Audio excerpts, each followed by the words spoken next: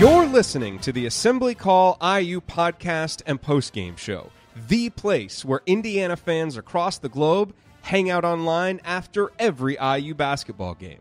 Join us for our live broadcasts on Thursday nights and immediately following every IU game at our website, assemblycall.com. That's assemblycall.com.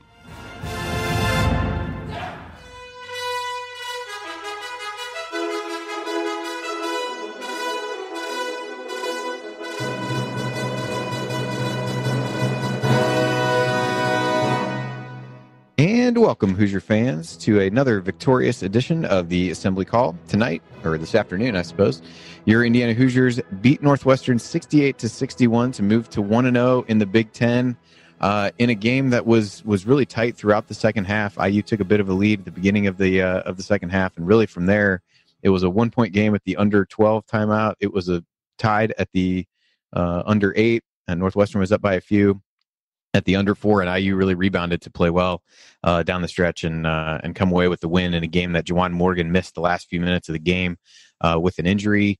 They were working on his shin toward the end of the game, so we'll see what, if anything, Archie Miller has to say about that in the post game about the injury for one of the team's stars and for a team that just seems to be snake bitten by injuries, quite frankly. But they do, find a way to win, and that's really.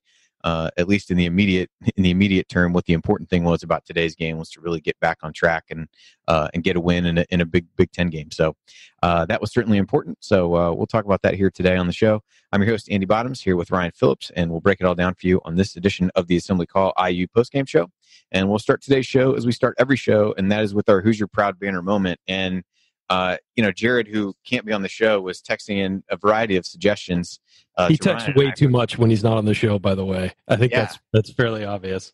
We're saving him from himself when he's on the show. But I will say, I do think what he sent in for the banner moment made sense, and is likely one that we would have picked anyway. But we'll give him the credit. But as we mentioned, IU comes out down 61-58 out of the under 4 timeout. Juwan had been really down on the court during the entirety of the timeout, and the footage they showed on TV looked like he could really barely even walk or put weight on his right leg as he got over to the bench. And so for a pretty young team who hasn't had a ton of experience playing together, at least in the current construct with guys healthy, it was impressive to see them come out and not only win the game, but they responded really well to that scenario.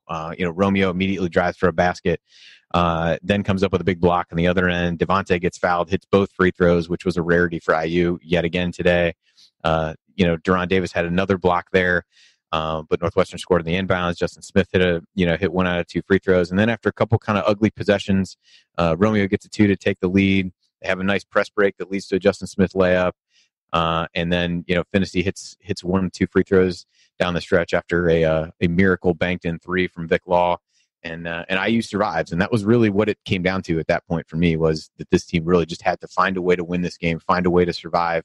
And the fact that they started that stretch from behind and came back without Juwan is something that, certainly if he's going to miss significant time, that kind of puts a whole nother, lens on the season. But assuming that he comes back relatively soon, I think these guys having confidence that they can do things without him on the floor and be able to come and find a way to win a close game in some tight moments without him will pay dividends down the stretch. And we know all too well how last year things just really devolved when he wasn't on the floor, and everybody would just kind of stand around looking at each other. And I think as fans, you'd sit around kind of wondering, like, who's going to score for this team when he's not on the floor? So certainly not a positive by any means that he couldn't finish the game on the court, but a positive for the team that they found a way to get a win in spite of that, and hopefully he'll be able to rebound quickly and be back and playing again for IU. But that, to me, is the banner moment. They're going to have stretches if he gets in foul trouble or things like that during the course of the season where they're going to need to score without him on the court. And as big as a factor as he was in the game today when he was in there, I think it should give the supporting cast a lot of confidence in what they can do when he's not there. And today's Hoosier Proud banner moment is brought to you, as always, by Hoosier Proud and Home Field. At homefieldapparel.com, you will find the comfiest and most unique licensed IU apparel. And at HoosierProud.com, you will find great State of Indiana themed apparel, as well as our official Assembly Call logo shirts. Both brands, Hoosier Proud and Home Field Apparel, were started by an IU grad, and all apparel at both sites is designed and printed out of Indianapolis. And with Christmas on the way, you should consider finding the perfect holiday gift for the IU fan or IU or Indiana resident in your life at homefieldapparel.com and HoosierProud.com. Plus, Indiana's birthday is coming up, so start picking out your favorite Indiana tees and get ready for Hoosier Proud's Indiana birthday sale on December 11th. And don't forget to use promo code Assembly at checkout today for 15% off your order on either site. That's promo code Assembly at HoosierProud.com and HomefieldApparel.com. And actually, saw from a few of the folks that we follow on the show that Homefield had a booth or a table set up at the game today. People talked about how nice it was to be able to go and kind of see the shirts and the sweatshirts and that in person. And so I speak highly of what they have. I'm actually wearing one of their t-shirts now. So if anybody can go and check those out, we would strongly suggest you do that. All right, so now it's time to move the ball, find the open man, and get some opening thoughts from the rest of our team, which today is just one man, Ryan Phillips. So, Ryan, any rants for today? If you wanted to take an officiating slant here, that certainly wouldn't be out of bounds, but I'll let you decide. I'm not going to be Jared and tell you what you should make your rant about. You can make your own choice. I mean, God, the officiating in the Big Ten is just so bad. It's so bad. And I thought there were calls both ways that were bad today, but calling 5 offensive fouls on screens on Indiana was just ridiculous. But no, what I want to talk about is Romeo Langford, and I mentioned this on Twitter. What shocks me, given his age, is how just he always seems to make the right decision, whether it's taking the extra dribble to get closer to the hoop instead of shooting a floater and going off the rim, whether it's knowing where to take the angle on a guy when you're driving on him. I'm consistently amazed. And today he finished with 20 points, 5 rebounds and assists, 2 steals, 2 blocks, and he had the 2 turnovers, but 8 of 13 from the field. I mean, and he had that huge bucket late for Indiana where they ran a set, and it was a great offensive set. They ran him off a couple screens. They had some dribble handoffs up top, and finally got it to where he was isolated with everybody out of his way and just drove one-on-one on Law and was able to get it, get the ball in the hoop. I'm consistently amazed at how good and how polished he is. And when Juwan Morgan went out, some freshmen would shy away or they'd try and force things. And he didn't do either one of those things. He embraced the moment, but he didn't force shots. He went and got good shots. And that was what impressed me the most about him today, was just making the smart decision, getting to the basket and finishing close. He's not a guy who's just going to stand outside and take lazy threes, which is what a lot of freshmen do in these situations because it's tough in college to get to the hoop. And he just attacked relentlessly. And he certainly, I thought, was a player of the game for me, especially after Juwan Morgan went out. Yeah, I really thought it was one of his better games in some regards. He really seemed, there was a particular possession that I wrote down early in the second half where he was really kind of, they were, again, not to circle this back to the officials, but to circle this back to the officials, they were letting a lot of contact go on the perimeter of really just, kind of allowing guys to rough up ball handlers kind of however they wanted to. Yeah, it was, you could rough up ball handlers, but you couldn't set a screen on a guy and not like stand there and not stand there for like 3 seconds after and hold. Exactly. Well, and so one of those plays, like he really seemed to embrace being allowed to do that and really got into Law, and really from the moment he crossed that court, really kind of bodied him up a little bit. And to me, that was, it was a case where he could have, he had some defensive lapses. That one of the last buckets that Northwestern scored on that inbounds play, he kind of, was asleep for a second there and let them lob it into Law. But I thought in general, he played physically on the defensive end and really seemed more in tune there. I do think he's not going to be perfect on that end of the floor, as very few guys are.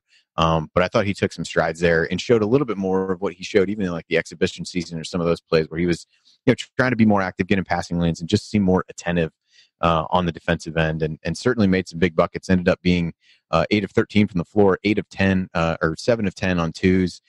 Did hit a big 3 off of to end a possession where McRoberts dove and saved the ball. Which we'll touch on a little bit more later. Had 5 rebounds, which was second on the team. And quite frankly, this was a night an afternoon when, IU stars were the stars. Langford and Morgan combined for 37, were the only 2 guys in double figures, both 8 of 13 from the floor. Juwan with the double-double and I think he even led the team in assists with 3.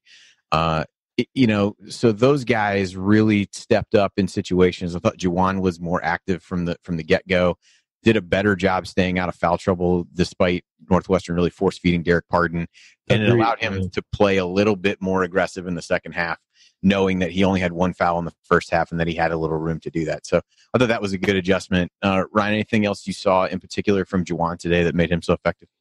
Well, I thought that, Derek Pardon was beating him like a drum, but Derek Pardon was beating everybody like a drum. I thought the defensive intensity was there. I just think that Pardon was getting to positions, and he made some ridiculous layups. I mean, that skill, you practice those, but he made them, spinning, throwing them high off the backboard, all that stuff. I mean, he just was in his zone today. He was Pardon was 11 of 15 from the field and was just kind of unconscious for a while there. But what I loved about Juwan was also the rebounding. He had 12 rebounds, and he was really aggressive going for rebounds and did a great job on the defensive end, particularly just making sure there weren't second chance opportunities. And Northwestern wound up with 9 offensive rebounds, but I feel like a lot of those came from long shots that bounced out. And really with long threes, it's, long shots give long rebounds, and it's really hard to track a long rebound. I felt like in the post, he was really commanding the boards and making sure that Pardon didn't grab extra rebounds after he got shots up.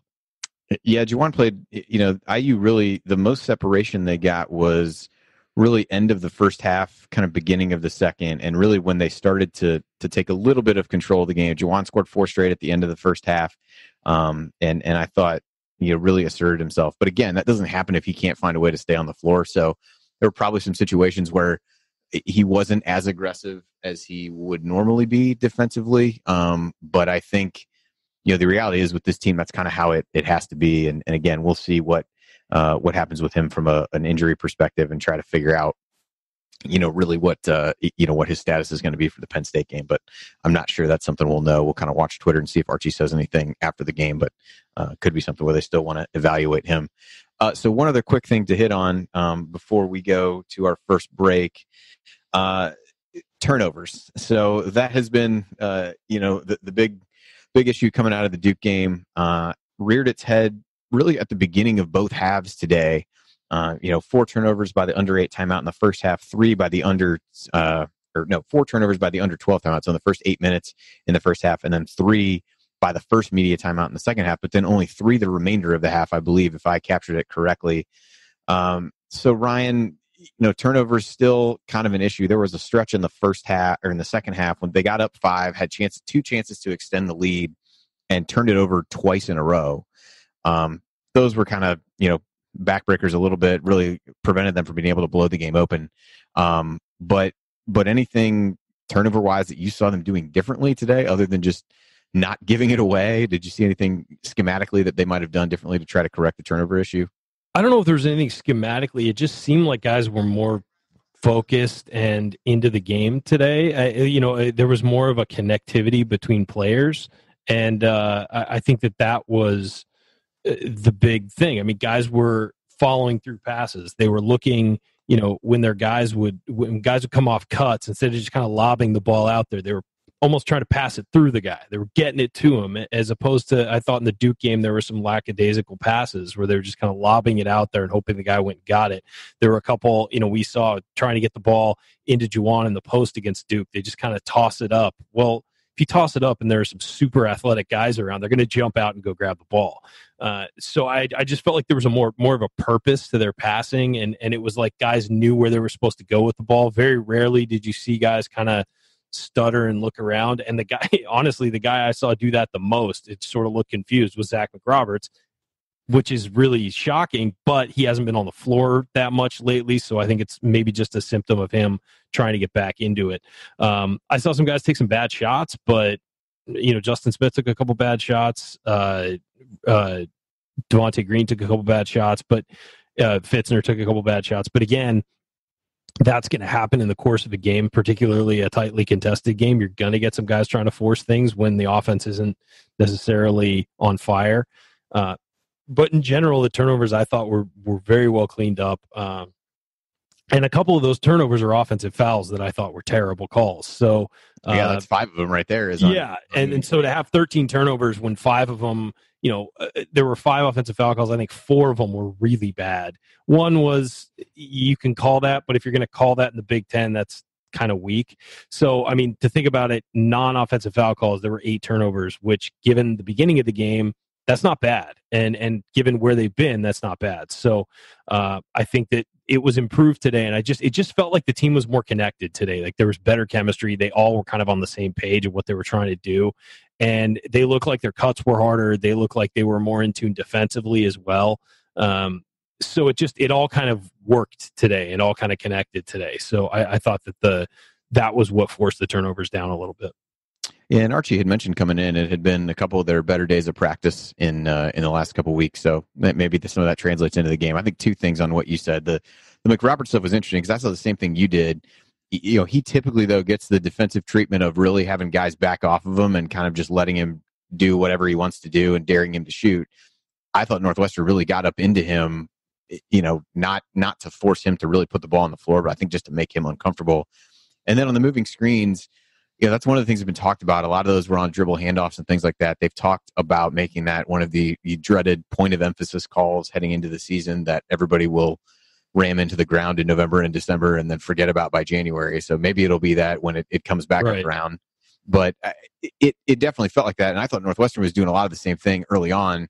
But I guess apparently the way to get it called is just to, as the defender, just run through the screener, and then that makes it look like the screener did something to you. So, just a little tip for those of you out there playing. We'll get into that maybe a little bit more later. But coming up, we're going to continue our breakdown of IU's 68-66 win over Northwestern, and we'll point out the meaningful moment you might have missed and go inside the numbers to highlight the most important statistical notes from the game. You're listening to the Assembly Call. Stick with us.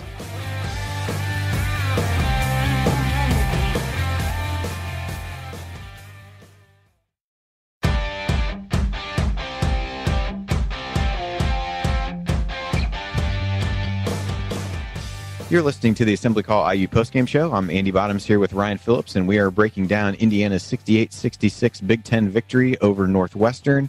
And it's time for tonight's meaningful moment that you might have missed, or today's, rather. See, this is Ryan. This is where you would normally complain about the early game time, but I'm going to complain about it now because I keep saying it, that it's night. Go nuts. I honestly was shocked how well played a game it was for how early it was. I was surprised. It was it was pretty good back and forth. So there were 2 moments that stuck out to me. One of these is one that Jared sent in, although I think it's one that I don't know that it was that people might have missed it. So I'm going to go with the one that I had circled first. There was a play in the second half. Devonte Green had a chance to go 1-on-3, did not. Backed the ball out, kicked it over to Fitzner, who kicked it back to him for what would have been a long 3, but one that we've seen him take over the course of time at IU. He passed up that shot. They ran offense. Romeo eventually scores and puts IU up 48-47. And I thought in a game that Devonte played for the most part pretty well, and I think gave you the full Devonte Green experience, I would say, over the course of time. Had some really good defensive plays where he was active on that end of the floor and played well. Had a couple drives to the basket where, kind of made something out of nothing. Had some nice passes to Juwan that led to baskets. And made a couple big shots over the course of the game, made a couple big free throws late. But as you mentioned a little bit ago, he was one of the guys that maybe took a couple ill-advised shots and some things like that. But I thought overall he played well, and I thought that particular possession was one where he really played smart. IU reaped the benefits, and he seemed to do a better job of picking his spots of when to really be aggressive and when to dial it back a little bit. Any thoughts from you on Devonte's play? I thought he was a good spark off the bench today for sure. He was, and one thing Devonte Green did was he made his free throws too, 2 out of 3, which is big, and he's got a good release. So I think 2 out of 3 on this team is and the one he missed rimmed out, so I'll give him a little bit of credit there. But he's one of the few guys that looks confident going up there. So that alone is shocking. But no, I thought you're right. I thought there were moments where it looked like we were going to see Devonte Green do a Devonte Green thing and take a crazy, and he just settle down. Let's get into the offense. Let's work it. Let's make a play. And I thought that both of those opportunities, when he was 1-on-3, I was thinking, oh God, here we go. And then when Fitzner gave him the ball back and he was 30 feet out and he kind of looked at it like, and he pulled it back, calmed himself down, and so I did think that those were some solid moments for Devonte to sort of see the maturation and the growth there, and they were right on the show on the broadcast. Is the thing about Devonte is he can get things done that nobody else on the roster can get done. I mean, he is a playmaker. The problem has always been the other side of the equation when he's not making plays and he's making plays for the other team. He didn't have a turnover today, and that's a positive. He had maybe one bad shot or two bad shots, but I think in the flow of that game, they weren't terrible shots. They were kind of things that maybe we've seen him make before, and so it's not too shocking to see him take those, but I thought it was a better game from Devonte, and he only went up with 6 points, 2 assists, 2 rebounds, and a steal. Not a great line, but particularly late in the game, they needed somebody to sort of steady things a little, and I thought he was that guy. He really did kind of settle things down and help them get the offense, and he helped get offense for a guy like Romeo as opposed to trying to get his own offense. Yeah, the other moment that we wanted to hit on is one, again, that I don't think people will have missed or forgotten about, but it was the kind of errant pass on the side. McRoberts dives into the bench to save the ball and eventually leads to a Romeo 3. McRoberts, as you said, I thought they were really aggressive in the way they defended him and really tried to make him uncomfortable, but did have 3 rebounds, didn't score, didn't shoot, played 24 minutes, and did have some solid play. And I think in general, you're starting to see, of course, Juwan Morgan goes down in a game where I'm going to say this, but you're starting to see, having that depth pay dividends a bit more for IU, where you're seeing guys able to get quality minutes off the bench and figure things out. I thought he gave a nice lift. Devonte, we touched on. I thought Duran had, particularly in the first half, and then late when he came in for Juwan, they had some nice moments and really provided good depth. But I don't know if there's anything else to add about the McRoberts play. Certainly feel free to do that if you want, or if there were any other moments or situations that really stood out to you from the game. No, I think I agree with you on the depth thing. Is that this team, for how unhealthy it's been, if they get a guy, I honestly, I'm really waiting for Race Thompson to come back, because, and somebody asked in the chat here, well, a concussion takes a week to get back from in the NFL. Why is he taking so long? Well, because in the NFL, guys shouldn't be coming back from a concussion in a week, quite frankly. They force them back into games. And quite frankly, Indiana should take its time with Race, because if you get a concussion, there's a high likelihood of getting another one if you're not fully healed from it, and that turns into a much longer problem with the protocol. So let him take his time coming back. That is absolutely 100% necessary. But he's a guy who I really want to see on the floor. I mean, he's a guy who can do some things and can really help this team out depth-wise, and really give a guy like Juwan Morgan, a spell and give him a rest. And so you're right. The depth makes this team better. And as we see those guys who have been out play more with the other guys, I think that we're going to start to see the team just look better in general, because you're just going to see more of that on-court chemistry developing. This was not a perfect game. We're happy with the win, I think both of us are, but there were problems and there were things that need to be addressed and the things that need to continue to get better. But it's a step in the right direction after that Duke game to see these guys not turn the ball over as much, playing a little better, see some of the depth out there, see some of these guys look more acclimated to playing more minutes. It's like a guy like Evan Fitzner has not looked great the last couple games, but he's also played more minutes than he ever has in the last couple weeks, because he's been thrust into basically being the first guy off the bench. And, he's probably needs to catch his second win on the season, because he has not looked good the last couple weeks and has looked really out of sorts. Yeah, I would definitely agree on that. But I do think, the Race Thompson thing is interesting. I've seen people ask that as well, about how quickly he can come back. What we don't know a lot of things about the situation, obviously, but we certainly don't know what, if any, history he has with concussions, and that plays a big role into it. And it's not like those to me are injuries that no two are the exact same. Yeah, each one is respond to them the same. And so I think for anybody to say he can or should be back at this point, this is a case where, not to get on a soapbox here, but the NFL, if you watch plays, you watch Alvin Kamara get drilled in the head by a guy launching himself the other night and no penalty gets called. To say that the NFL puts the player's best interest at heart with some of these penalties and rushing people back to the field. That is not the measuring stick that I want to use to figure out when a guy should be coming back. And so yeah, exactly. I will definitely trust IU's medical staff to make the right call there and make the right call, not just for for IU, but for Race Thompson as well. So, all right, I'll climb back down now. But you're listening to the Assembly Call. I'm Andy Bottoms here with Ryan Phillips, and now we'll head inside the numbers on the game. We touched on turnovers a little bit.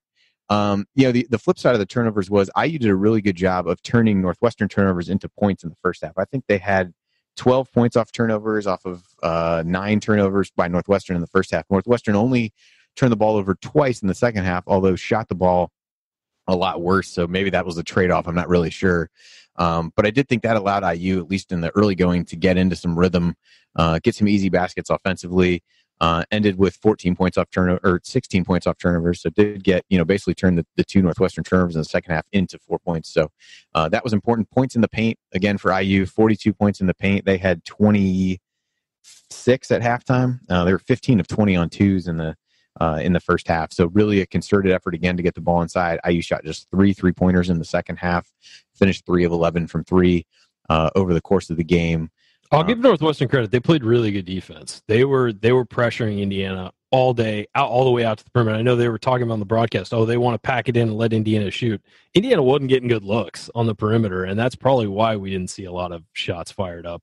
Also, I would mention there was no transition game either way. So both teams were getting back on defense, and despite the turnovers early, and I was impressed that neither team got going up and down with the defenses just clamping down sort of and getting back. Yeah, I really think almost all the transition points came off of live ball turnovers going the other way, because I don't really recall IU getting others off of misses, things like that. From a rebounding perspective, IU just had 3 offensive rebounds. Northwestern outscored them on second chance point 10-2. IU's bench, as we said, stepped up. That was 13-2 there. I guess, at some point we have to address the free throw shooting, as much as we don't want to. And as terrified as I'm sure everybody was going down the stretch when after the review, so that, the guy who was standing right on top of the play and missed the call could be bailed out by the review. And IU gets the ball back, and it's like, they're going to have to shoot free throws. And so everyone collectively chewing off their fingernails. But, so IU ends up 11 of 19 on the day, free throw shooting 10 of 17 in the second half, just shot 2 free throws in the first half. Started or 4 of 8 or something. I think they were 4 of 8 at one point, because they missed 4 straight at one point in the second half. So it was kind of Finney ended up 1 of 4. Morgan was 1 of 3. Justin Smith 4 of 6. Juwan Morgan. I mean, Juwan. Let's jump right in. Juwan Morgan needs to be better shooting free throws. He's going to go to the line a lot this year, and it's almost like he stands there and doesn't bend his knees and just kind of fires the ball up, and that's unacceptable. He needs to work on his free throws. He needs to. I mean, if he's healthy, let's assume his leg is fine. He needs to get in the gym, shoot 1,000 of those tonight, and work with somebody. Not just stand there and shoot, but work with somebody.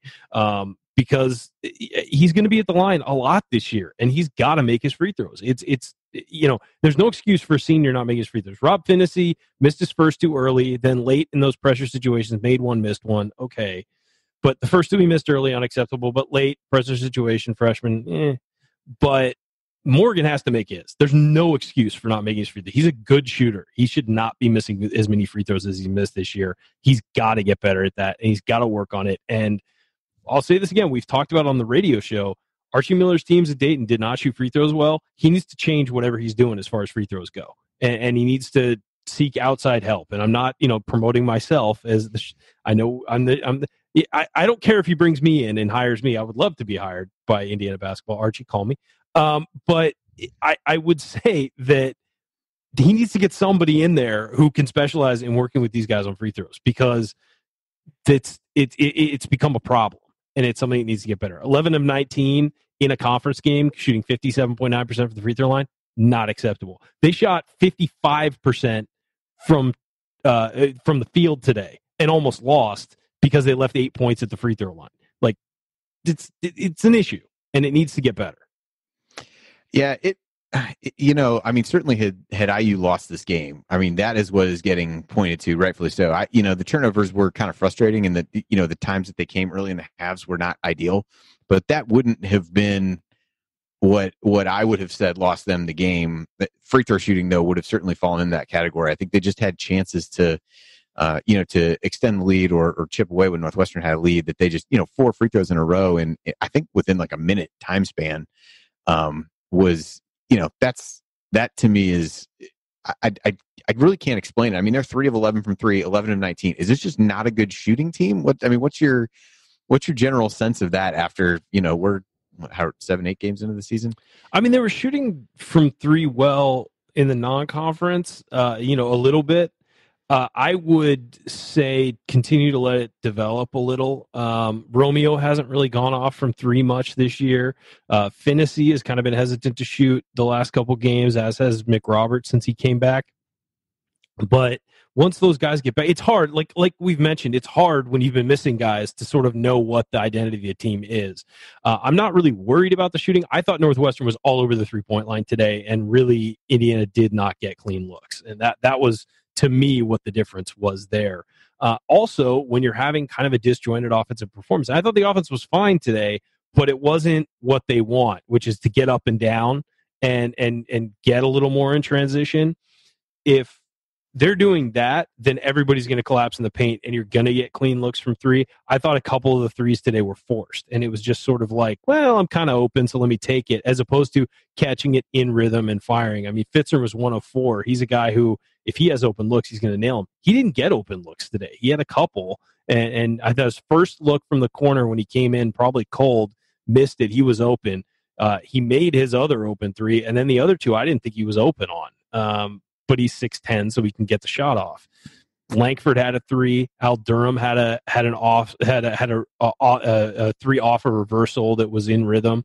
But other than that, I didn't think that they had really in rhythm looks from 3, and that the points were to be had in the paint, and that's what they did. And they attacked and they dominated in the paint for most of the game. So I just think that it's one of those things where, yeah, you want to shoot well from 3, you want to shoot well from the free throw line, but you also want to take what's given to you. And I don't know what their percentage was on 2s, but it was insane today. It was so high. Yeah, they were 24 of 38, whatever the math works out to on that. So probably 65-ish%. I mean, I would say if you're shooting 65% from 2s and you're getting those looks, continue to take them. Don't try and force a 3. And so I thought that they were having more success on the inside, so they kept going to the inside, and that was probably the smart strategy. Yeah, I agree. I mean, that made sense. Second half, they only took 3, so that was a good adjustment for my eyes. 3 other quick stats to throw out from a team perspective: 5 blocks and plus 7 steals for IU. I think those are good solid numbers. Had some block shots at big moments there. Assists, though, only 9 for IU, only 2 in the second half. Both teams actually only ended up with the end of the game with 9 assists. So 9 assists on 27 makes for the game. Not ideal by any means, but I don't know that that's anything to sound the alarm on. And just to kind of underscore how close the game was, if this that I'm looking at is to be believed, 30 ties and 14 lead changes. So it was a 1-possession game all day. Really, not necessarily points wise, but just felt like a 1-possession game. Like every possession was very important. And look, with a young Indiana team, this is a young Indiana team, particularly late when Morgan was out. They stepped up and won the game. I mean, I thought, I was thinking, if Morgan's out, this is going to be a tough one to win, because where do you go other than Romeo for offense? Guys were smart about it, and they played well, and they played solid. And I'll tell you what, Indiana's defense late, the last 5 minutes, clamped down, and that's what won the game. They played very good defense, and that was impressive. And I tweeted out that the difference defensively for this team from 2 years ago is insane. It's such a turnaround. They guard the dribble. They close out to the perimeter. They know what they're doing on screens. I mean, for the most part, you're going to make mistakes. You're going to go under a screen when you go over it, or vice versa, or whatever occasionally. But in general, they attack the offense defensively. They are very aggressive, and they play sound defense. And it's really impressive how well they can help and recover, how well they can close out to shooters, how well they guard the dribble. I really was impressed today with how well they played, particularly after such a tough game at Duke. They really bounced back today. Yeah, for the second half, Northwestern shot 36.8% from the floor. IU only sent them to the line 4 times in the second half compared to 10 in the first half. Really did a better job of playing solid defense without fouling. So definitely agree with what you had to say there. So coming up on the assembly call, we're going to continue our breakdown of IU's 68-66 win over Northwestern. We'll talk about a guy who's been kind of a lightning rod for IU fans, and Justin Smith. Archie had some interesting comments about him after the game. So we'll hit those when we come back here on the assembly call. Stick with us.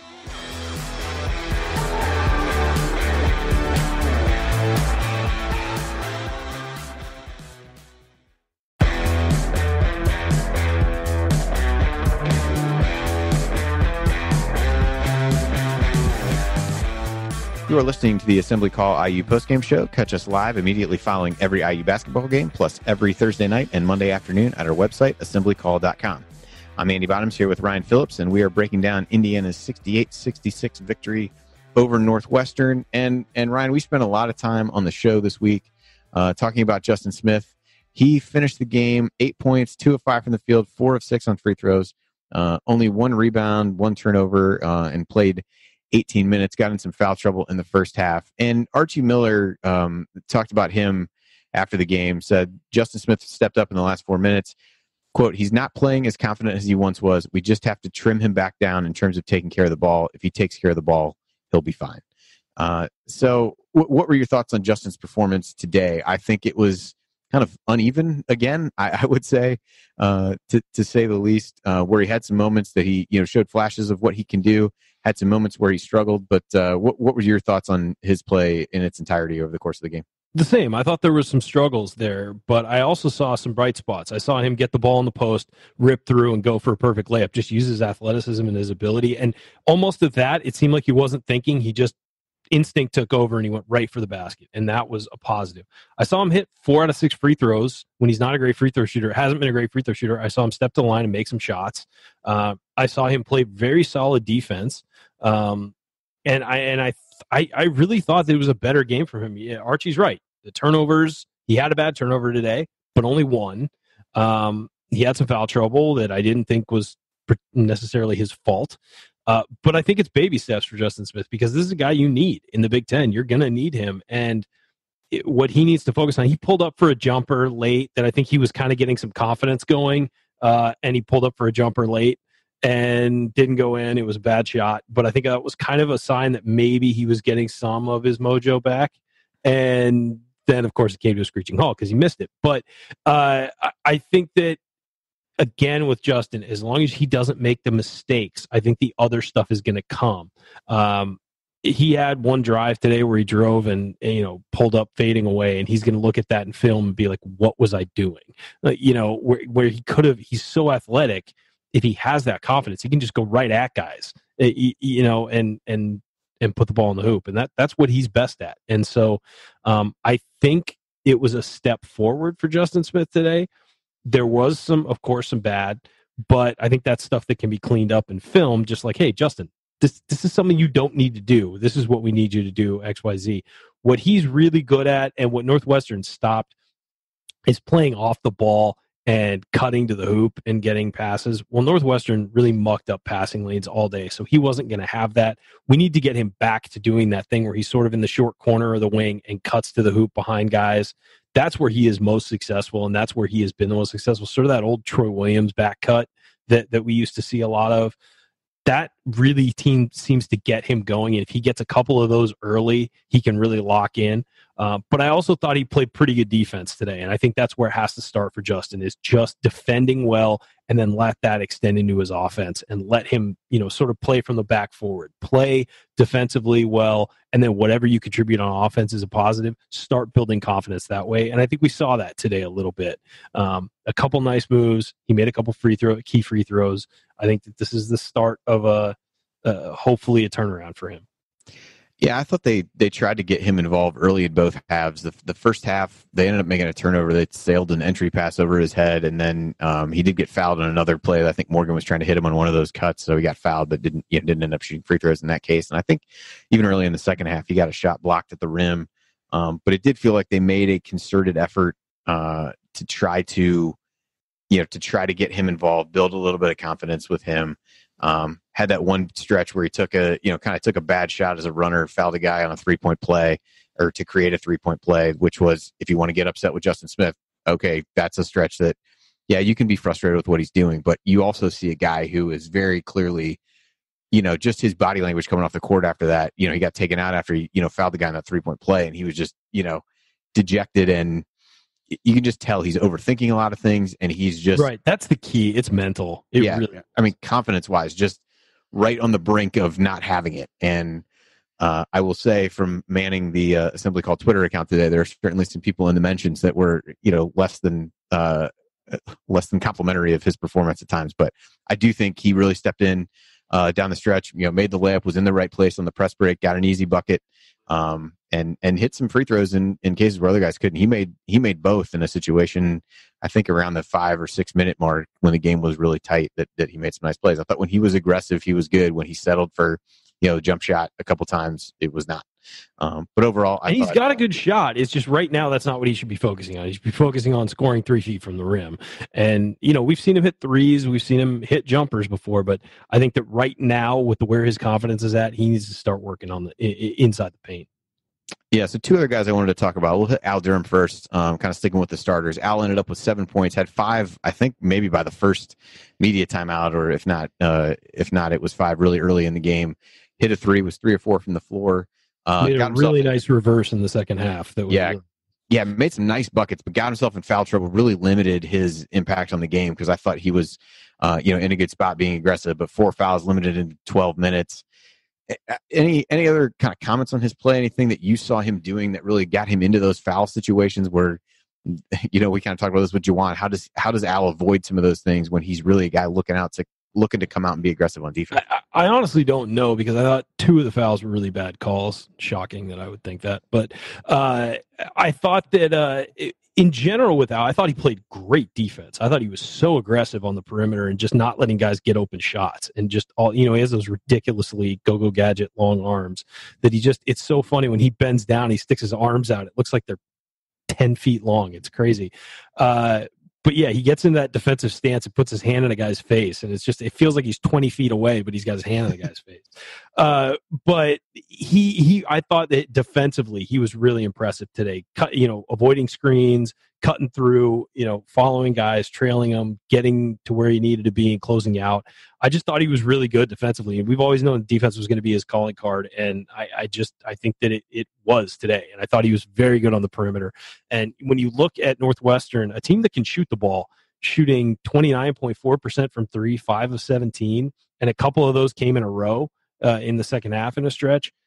And one of those was a Vic Law banked 3 at the end that was just absurd. They really limited what Northwestern got, and they really limited good looks from Northwestern. The only thing Northwestern was getting was Pardon in the post, and really that's okay, because Juwan Morgan was guarding him. He was doing a fine job, but Pardon had a good day, and he just he was beating everybody, and he's a good player. And sometimes you're just going to get beat by a good player, no matter how well you play defensively. You're going to get beaten.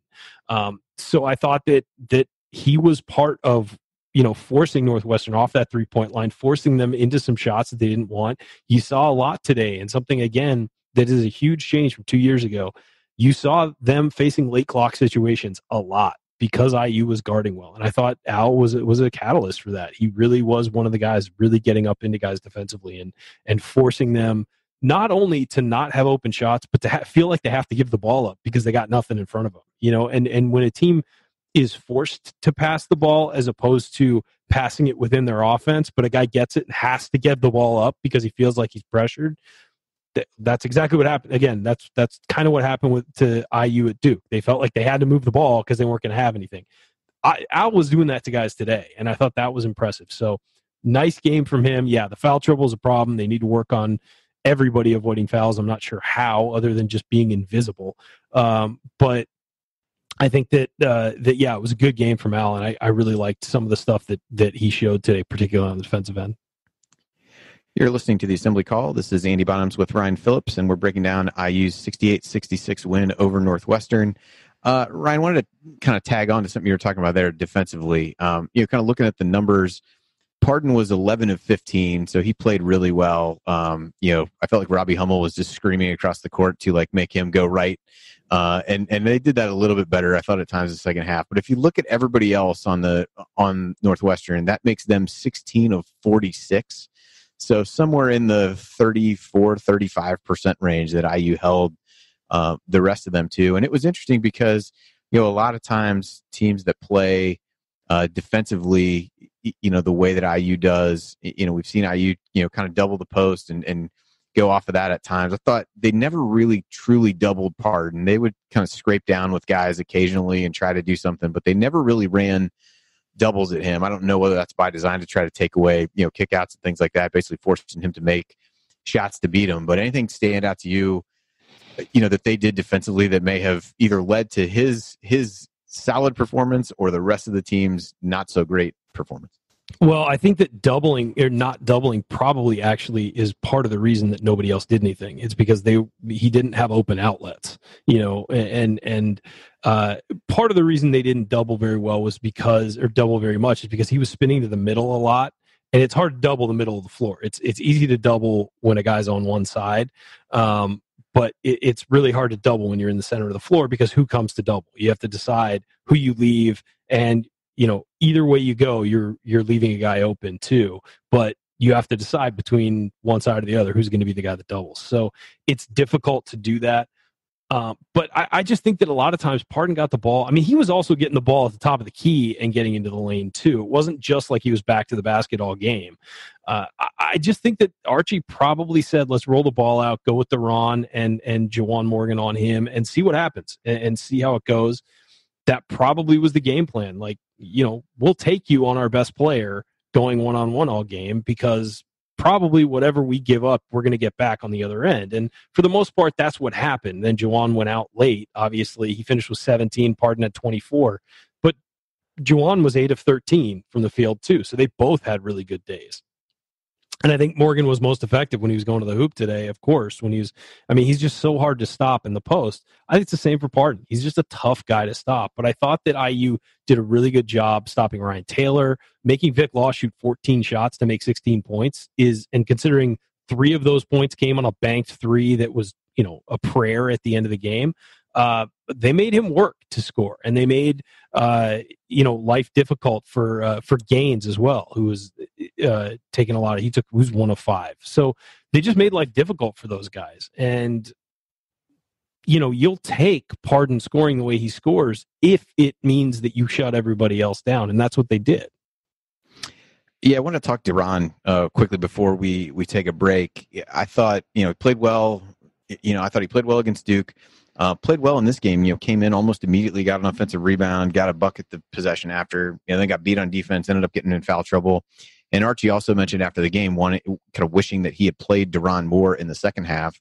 He was the guy who came in for Juwan down the stretch. Yeah, he didn't play until like the 10-minute mark of the second half or something. And even then, it wasn't for very long. So I was a little bit surprised because I thought he played well. It gave them a little bit different look on Pardon. Now, the flip side of that is what you talked about. Pardon would start some of his drives out beyond the basket, and that is not really the place that you want Deron defending. So I thought maybe that had a little bit to do with it. I'm not totally sure, but it felt matchup dependent, and they don't really and Northwestern doesn't really have a straight back to the basket. I mean, Pardon, but he plays out on the floor sometimes, but they don't have a straight 1-for-1 matchup with Deron, and I think that was part of the reason you didn't see him much in the second half. It just didn't feel like a fit in the flow of the game.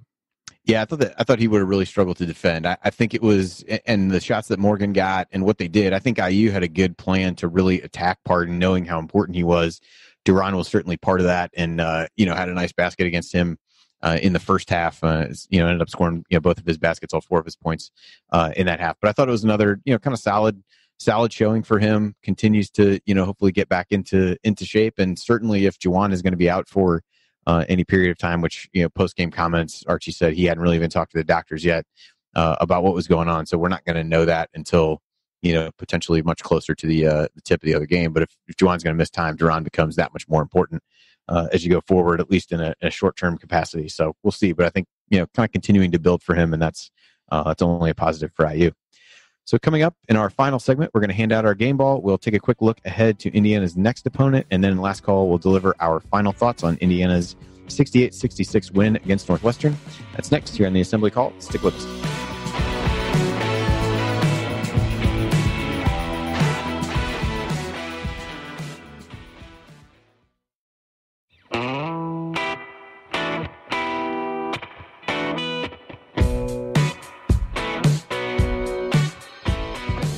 You are listening to the Assembly Call IU postgame show. I'm Andy Bottoms here with Ryan Phillips, and we are wrapping up our breakdown of Indiana's 68-66 victory over Northwestern. And now we're going to hand out our game ball for the game. I think, really only two choices for IU probably make sense here in terms of Romeo and Juwan, although we would certainly listen to other options. But Ryan, I'll give you the floor first to hand yours out. Yeah, it's Romeo Langford. He made just some big plays late down the stretch to get IU in, the win. And I thought that it wasn't all Romeo, but I thought that he was just clearly the go-to guy. And it didn't look like, the moment isn't too big for this kid. He just accepted it, took the ball off the screen, drove right to the hoop, laid it in. And I thought he was solid all day. And the way he attacks the hoop is just so impressive. Quite frankly, he is the most well-rounded, smartest freshman I've seen at IU since I've been a fan. He is just so good, and it's impressive how good he is. And finished the game with 20 points. Also played great defense for the most part. I thought the second half particularly he was fantastic. He finished with 20 points, 5 rebounds and assists, 2 steals, 2 blocks, only turned it over twice in 36 minutes. Just a great performance from Romeo Langford. And look, this is the kind of performance you expect when you get a guy like Romeo, and he really showed out, and I thought he played great. Yeah, I'm going to give mine to Romeo as well. This is not, I say this not to, kind of punish Juwan for missing the end of the game, but I think that basket by Romeo coming out of the under 4 timeout where, IU's down 3, their leader just gets helped off the court. I truly think if they don't make a basket there, I'm not sure that they win the game. And I think Romeo really kind of made a little bit something out of nothing. They ran the shot clock down pretty far. He just had a nice drive and made the basket. And then, obviously makes the one, hits the 2 late to take the lead. Those are 2 huge baskets for IU over the course of the game. But I'm not sure if he doesn't, to me, he doesn't make that basket, whether Northwestern scores or not. I think it's just deflating for IU. So I thought, it gives confidence to everybody else on the floor when you have a guy who's a closer. It really does. Yep, absolutely. So Romeo gets our game ball. I believe if these totals that Jared has in the notes are correct, he now has the lead on the season 4-3 over Juwan. So we'll track that going forward. So something tells me those guys are going to be battling for that throughout the season. Yeah. The Duran Davis at 1 there may sit there for a while that way. There may be nobody else who has one after that, but we'll monitor that throughout the season and see. But yeah, Romeo tonight is the guy, and certainly we hope Juwan is back and ready to go. So next game for IU is on Tuesday night against Penn State at Penn State. Penn State has been so far this season pretty tough to figure out, I guess you'd say. If you just look really over their last 4 games, they lost at DePaul in overtime, beat Wright State on a neutral floor, lost to Bradley on a neutral floor, and then they beat Virginia Tech at home. So tough to figure out. They go to Maryland today in a game that I would assume they would lose.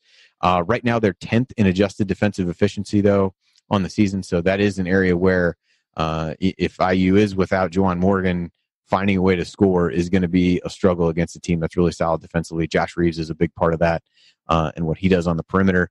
So that'll be a test for IU's point guards, and can they get things going offensively in Happy Valley. Offensively, Penn State hasn't really been anything to write home about. They're 91st as I look at it now on KenPom and adjusted offensive efficiency. Lamar Stevens carrying a lot of the offensive load with Tony Carr, leaving early last year. So a lot of Lamar Stevens, look for him, 6'8" junior.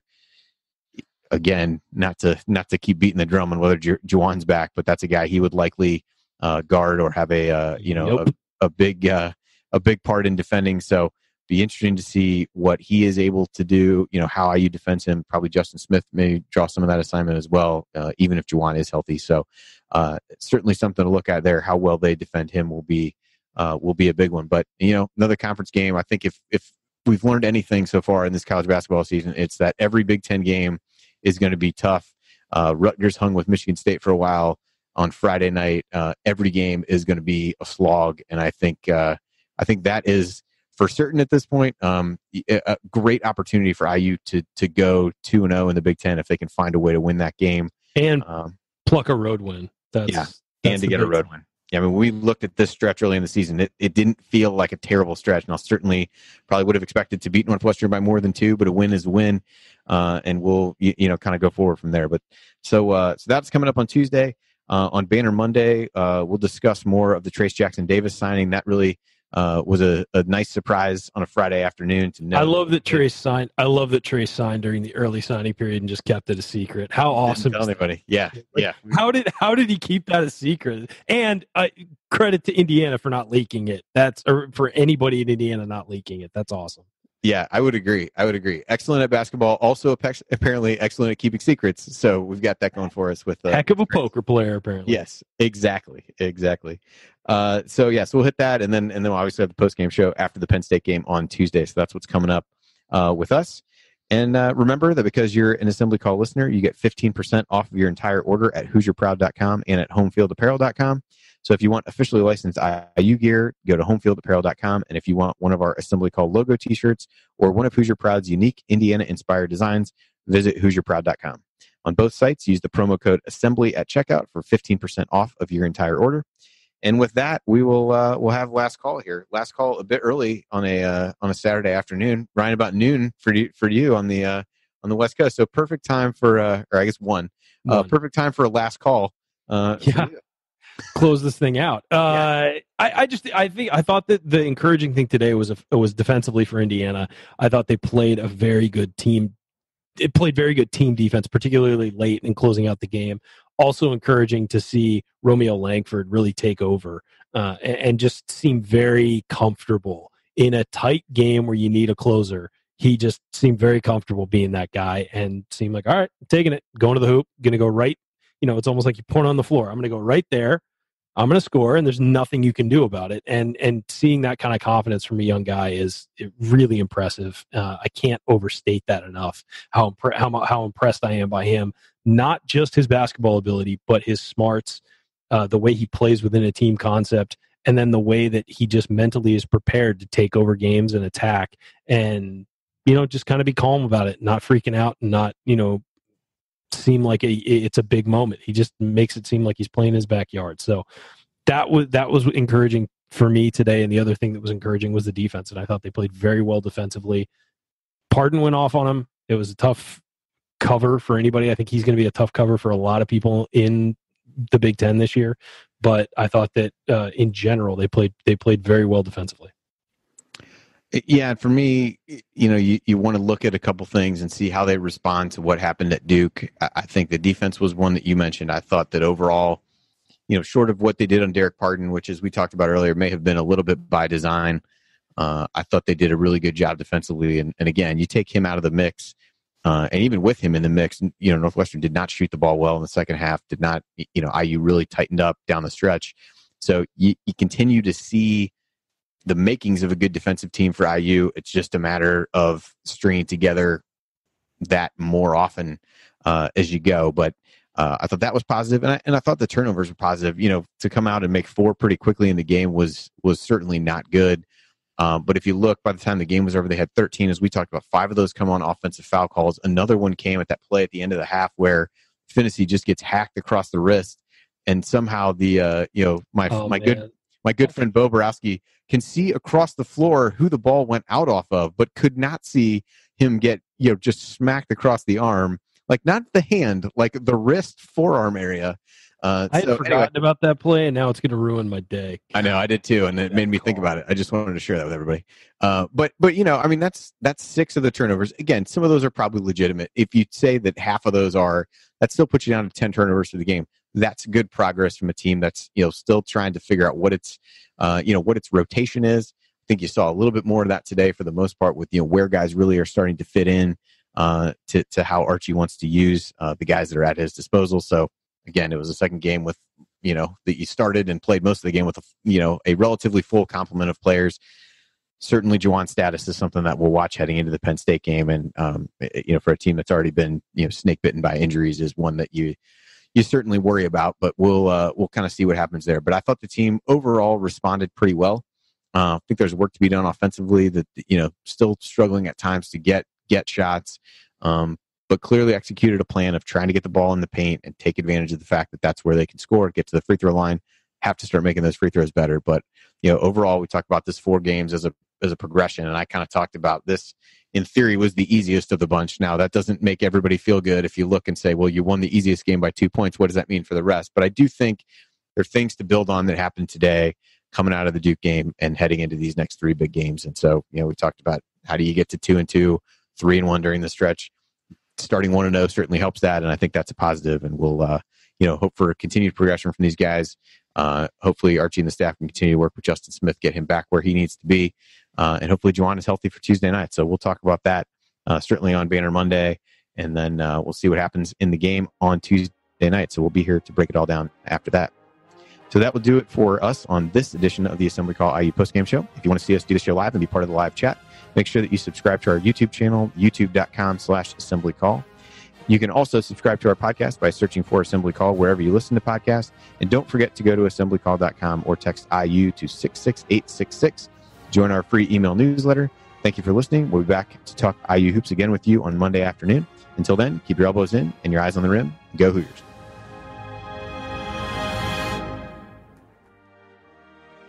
Thank you for being here and for listening to this episode of the Assembly Call. We appreciate it. And we really do rely on the support of audience members like you to keep our show going and to keep growing. And so we have set up a page on our website at assemblycall.com/support that lists 5 ways that you can support the Assembly Call. And we encourage you to choose whichever method is the easiest and most convenient for you. One of the methods is donating, and so many of you have donated, and we appreciate it so much.